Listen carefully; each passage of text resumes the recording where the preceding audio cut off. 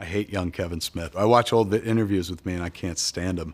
I just want to sit him down and be like, don't you know you made Clerks? Smile, God damn it. Like, it's funny.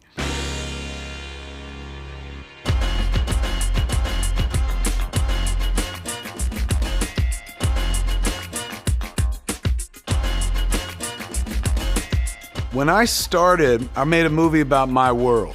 Son, Bob, you're a rude motherfucker. You know that? You're cute as hell. Then I got to make another movie, and I decided to connect those movies. Seems such a waste to just start a whole new story where the characters didn't know the characters from Clerks. I hate how fake Hollywood is. The idea of a continuity, of a universe. Don't tell me you have no idea there's a movie being made of the comic you two were the basis for. That came from growing up reading comic books. You know, Daredevil knew Spider-Man. Spider-Man knew Reed Richards. They all knew each other because they lived in New York and Marvel Comics and stuff. That was the birth of the Askewniverse. Our production company was called View Askew, so I started referring to those movies connected as the Askewniverse. A lot of people are like, hey man, Marvel stole your idea.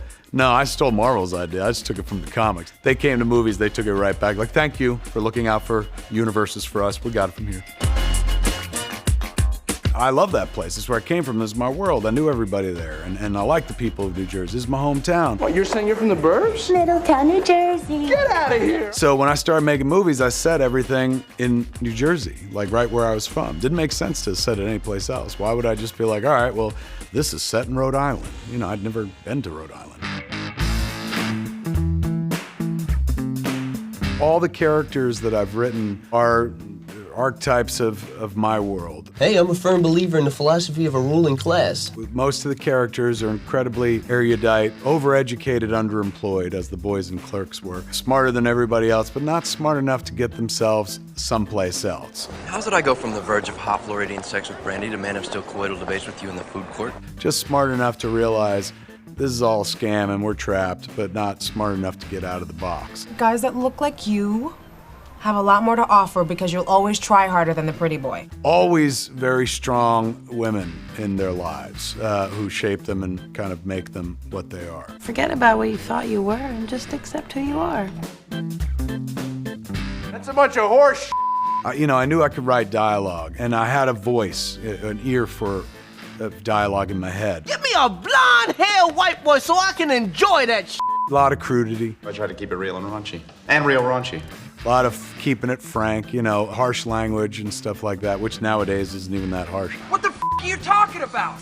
You, pal. What the f is going on? motherfucker. Where the f Getting You said f. She said f. You said f to that girl. You said that you'd f her. That, to me, was like, well, let me reflect real life. Like I just wanted to hear my characters talk like me and my friends talk. Like, oh, f that. That. You hear this f***ing story? There was a kind of unspoken language by using cursing language that connected you with other people. So f***ing cool. So I wanted to include that in all my characters, man. Had foul mouths, but hearts of gold. You're acting really f***ing weird right now. I'm not much of a director. You ask any critic, they'll tell you. I think like an editor, so I'm just like, all right, I read the scene and I'm like, 6 shots gets me out of here. And honestly, probably do it in 4.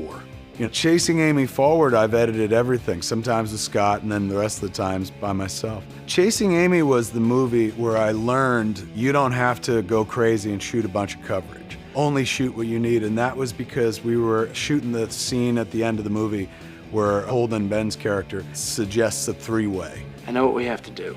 As we headed into shooting that scene, most important scene in the movie, Dave Klein, our young DP, comes over to me and he goes, Please don't say it. I forgot to order film. So we basically have about 3 rolls for this entire weekend.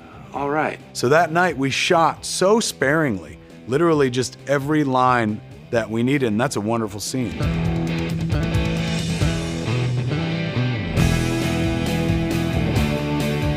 Pop culture made me what I am. I don't like the sound of them apples, Will. I loved movies, and I loved TV, comic books, Star Wars. These were the things that I was passionate about. In Clerks, our characters talked about pop culture. What did you like better, Jedi or The Empire Strikes Back?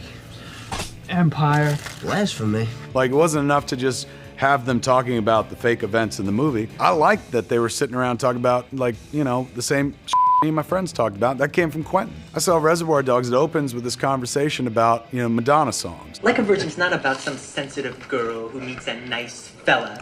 And I know the movie's gonna be about a bank heist, but these guys in suits sitting around a table talking about a Madonna song the same way me and my friends would sit around and talk about movies. That was a revelation. I said, you can do this?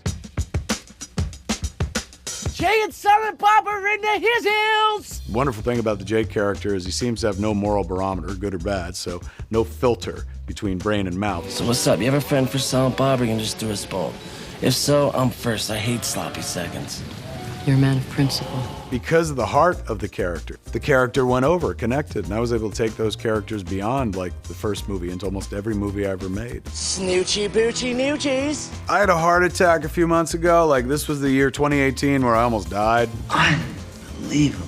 When I was laying on the table, the only remote regret I had, and this is an absolute true story, so I was laying there, I said to myself, man, I wish we had gotten to make Jay and Silent Bob reboot. Because right now, if I die, the last movie I made was Yoga Hosers. Oh my God! I'm gonna go out on Yoga Hosers. And I'm gonna start with a great convenience store movie and go out on a convenience store movie nobody likes. It's pretty rude. Like, God, I wish I could live just to make one more movie to go out on. You gotta get back on the horse, man. When I wound up living, as soon as I was out of there, out of the hospital and off the table, I was like, we are making Jay and Silent Bob reboot. Yeah, badass, yeah!